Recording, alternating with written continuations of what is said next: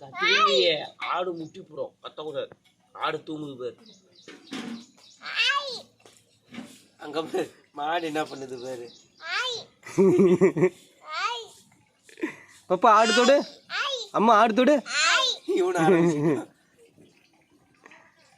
என்ன பண்ணீங்க?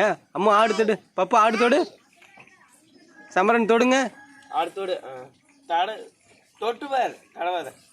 ஏய் ஏய் ஏய் ஏய்